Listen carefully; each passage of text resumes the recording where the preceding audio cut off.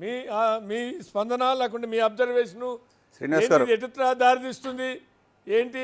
చట్టపరంగా శిక్ష పడాల్సిన వాళ్ళకే పడది, కేసులు పెట్టాల్సిన మీదే పెట్టారు, అరెస్ట్ చేయాల్సిన వాళ్ళే అరెస్ట్ చేశారని ఒక అది మా మీద అక్రమంగా అన్యాయంగా కేసులు పెడుతున్నారు ఒకటి. మొత్తానికైతే కొంత ఆనాడు ఈనాడు అలజడైతే మొదలైంది.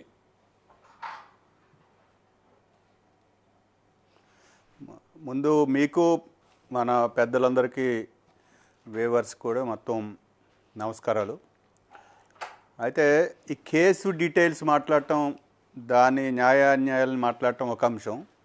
ఓవరాల్గా రాష్ట్రంలో రాజకీయ పరిస్థితుల నేపథ్యంలో దీన్ని లొకేట్ చేస్తే, దీన్ని కనుక చూస్తే, రెండు ప్రాంతీయ పార్టీలు పోలరైజేషన్స్ బలంగా చేసుకోవటానికి కక్ష సాధింపు రాజకీయాలకు పాల్పడటం, పూర్వం రాయలసీమ జిల్లాల్లో ఇలా సాక్షుల్ని ఎత్తుకుపోవటం, సాక్షుల్ని లేకుండా చేయటం, సాక్షుల్ని కిడ్నాప్ చేయటం, ఈ సంస్కృతి అంతా మనకు చాలా కాలం పూర్వం ఉండేది. ఇప్పుడు అది తగ్గింది.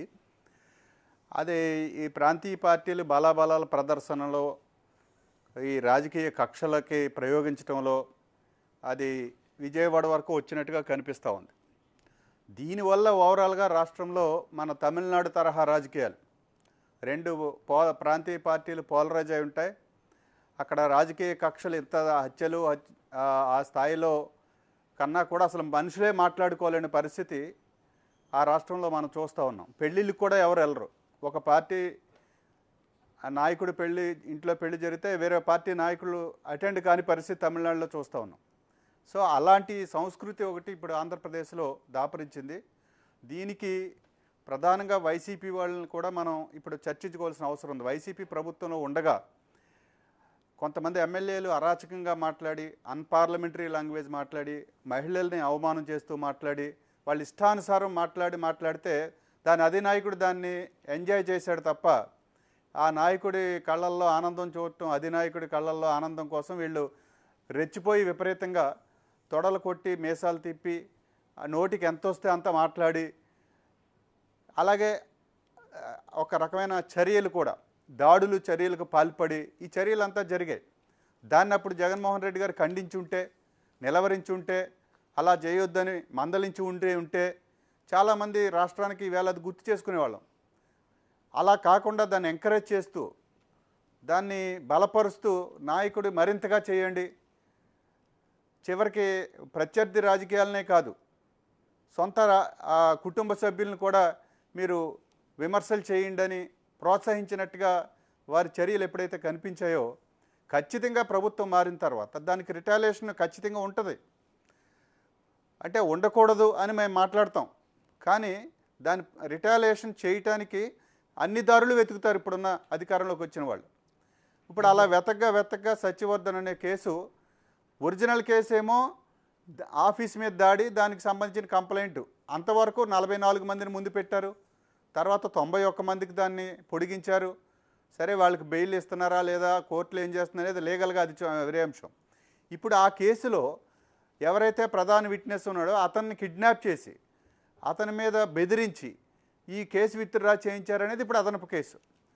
ఈ కేసులో మరింత తీవ్రమైంది. ఏది ఆఫీస్ మీద దాడి చేయటం కన్నా ఇది చాలా తీవ్రమైన కేసు. దీనికి 10 ఏళ్ళ 14 సంవత్సరాలు శిక్ష పడే అవకాశం ఉందని చెప్తున్నారు. కనుక 14 సంవత్సరాలు శిక్ష పడే అవకాశం ఉన్న కేసులన్నీ పెట్టారు. ఇప్పుడు పెట్టగానే ఖచ్చితంగా బెయిల్ నాన్ బెయిలబుల్ అవుతుంది, రిమాండ్కి వెళ్ళాల్సి వస్తుంది, జ్యుడిషియల్ రిమాండ్కి వెళ్తుంది. సో అంటే ఖచ్చితంగా ప్రత్యర్థులు గతంలో చేసినటువంటి చర్యలకి రిటాలియేషన్గా ఇప్పుడు వచ్చిన వాళ్ళు చెయ్యరు, మౌనంగా ఉంటారు అనుకోవటానికి లేదు, చేస్తారు.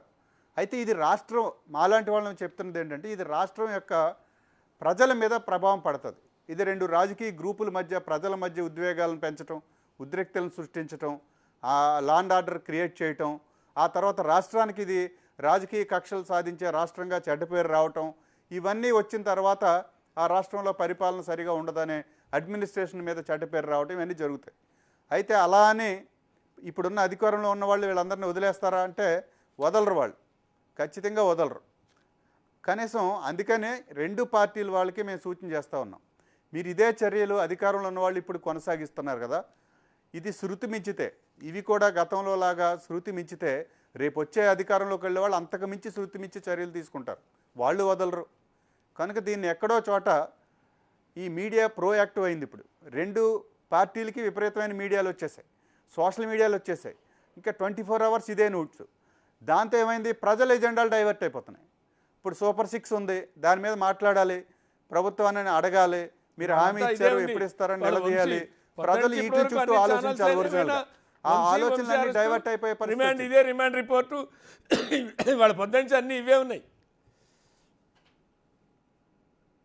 కనుక ఈవేళ కాదు, రేపు ఎల్లుండి రోజంతా ఇదే. కనుక ఏమైందంటే ఈ పార్టీ బయాస్డ్ మీడియా వచ్చాక ఈ పార్టీల యొక్క చర్యల్ని నిలవరించే, దాన్ని మందలించే, దాన్ని వేలెత్తి చూపేటువంటి జర్నలిజం మీడియా కూడా లేని దుస్థితుల్లో రాజకీయ పార్టీల వాయిస్ కూడా థర్డ్ వాయిస్ లేకుండా పోతుంది. ఇంకా 2 పార్టీల చుట్టే మొత్తం వాయిస్ అంతా. కనుక ఇది రాష్ట్రానికి చెడ్డ పేరు తెచ్చిపెడుతుంది. కనీసం ప్రజల ఇష్యూని డైవర్ట్ చేయబడుతున్నాయి. ఇది ఒక ప్రాంతీయ రాజకీయ కక్షల కేంద్రంగా ఆంధ్రప్రదేశ్ మారబోతుంది. భవిష్యత్తులో ఈ కక్షలు మరింత పెరగడానికి దోహదం చేస్తుంది. కనుక రాజకీయ పార్టీల అధినాయకులు ఈ చర్యల మీద ఖచ్చితమైన నియంత్రణ లేకపోతే ఇదొక దుర్మార్గమైన ఒక ఎనార్కిస్ట్ వాతావరణం ఆంధ్రప్రదేశ్లో రాబోతోంది. రైట్.